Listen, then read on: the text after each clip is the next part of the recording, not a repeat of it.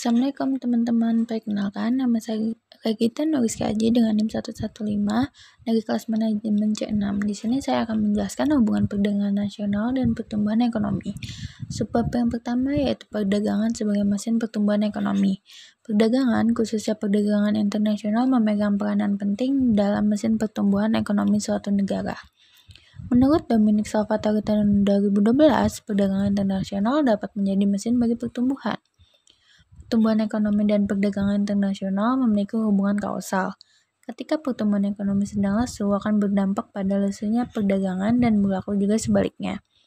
Dengan adanya aktivitas perdagangan internasional, maka diharapkan akan mendorong percepatan pembangunan ekonomi di negara tersebut.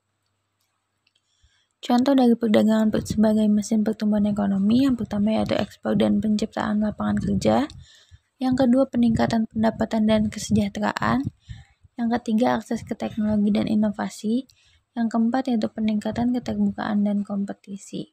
Sebab yang kedua yaitu substitusi impor dan promosi ekspor.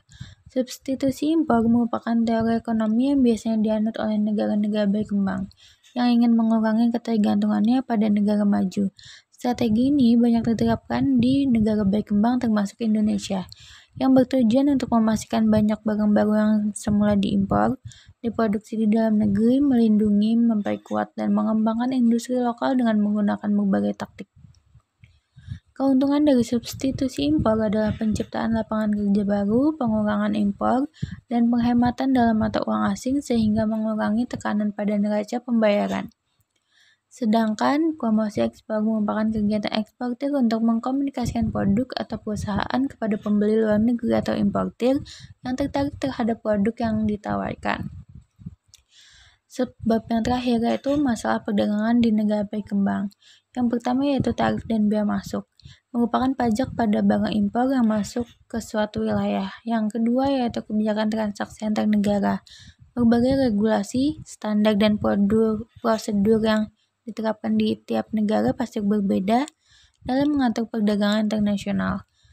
Contohnya seperti aturan kesehatan dan keamanan, sertifikasi dan izin produk, dan lain sebagainya.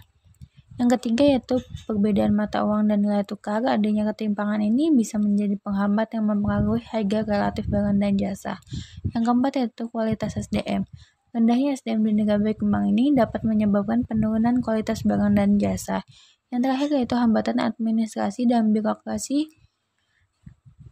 yang berlebihan, prosedur impor dan ekspor yang rumit, dan biaya administratif yang tinggi juga menjadi kendala terutama untuk negara berkembang. Sekian materi yang dapat saya sampaikan. Wassalamualaikum warahmatullahi wabarakatuh.